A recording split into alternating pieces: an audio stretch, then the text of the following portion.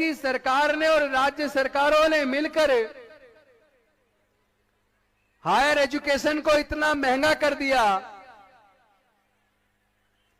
कि जो एजुकेशन हिंदू धर्म शास्त्रों की वजह से, मनुस्मृति की वजह से,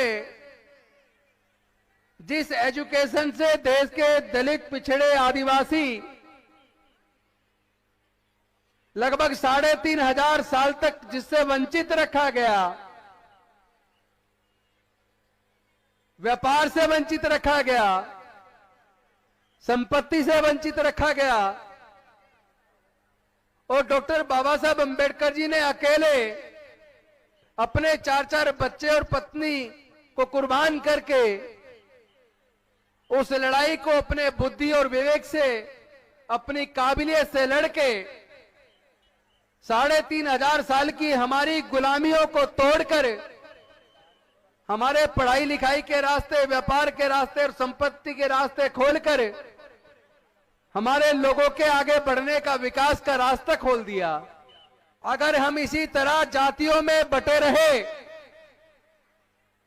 तो ये 30% भी आने वाले 10 से 15 सालों में छिन जाएगा। आप लोग वक्त की नजाकत को नहीं समझ रहे, आप लोग सरकारों की साजिश को नहीं समझ रहे, और जो व्यक्ति बीमारी का कारण समझे बिना इलाज करता है वो व्यक्ति कभी ठीक नहीं हो सकता। ये बिल्कुल उसी तरीके से है कि जिस कारण से बीमारी पैदा हुई है, हम लोग उसी कारण को जिंदा रखे हुए हैं। मैं पूछता हूं, क्या तुम लोगों ने जातियां छोड़ दी या अभी भी जाति में बने हुए हो? तो वो कहते हैं हमने जाति नहीं छोड़ी, हम जाति में बने हुए हैं। आप जातियों को जिंदा रखे हो। अपने बच्चों की शादी करने के लिए जब लड़का या लड़की ढूंढते हो तो अपनी जाति ढूंढते हो। तो भाई फिर बीमारी से छुटकारा कब मिलेगा? तो डॉक्टर बाबा साहेब अंबेडकर सारी बीमारियों का निराकरण करने के लिए, इलाज करने के लिए हम सबको बुद्ध का धम्म देकर गए, लेकिन हम सब ने डॉक्टर बाबा साहेब अंबेडकर की बात को नहीं माना। हमने तथागत बुद्ध के धम्म को नहीं अपनाया, और अगर अपनाने का नाटक भी किया तो अपने आचरण में नहीं उतारा। हमने धर्म में आने के बाद भी जातियों को जिंदा रखा, और आज भी शादी करते वक्त अपनी जाति ढूंढ रहे हैं। तो भाई बीमारी का फिर कोई समाधान होने वाला नहीं है। और ये जो दीक्षा का प्रोग्राम होता है जिसमें ये 22 प्रतिज्ञाएं दोहराई जाती हैं, 22 प्रतिज्ञा तो व्यक्ति जब बौद्ध धम्म की दीक्षा, सांस्कृतिक विरासत में बुद्ध के धम्म में आकर मैंने दीक्षा ली और बाबा साहेब की दी हुई 22 प्रतिज्ञाएं ग्रहण की, लेकिन ये रोज ग्रहण करने की चीज नहीं है। जब कोई व्यक्ति बौद्ध बनता है तब वो 22 प्रतिज्ञाएं ग्रहण करता है। जब आप उसे रोज रोज दोहराओगे तो उसकी वैल्यू कम हो जाएगी।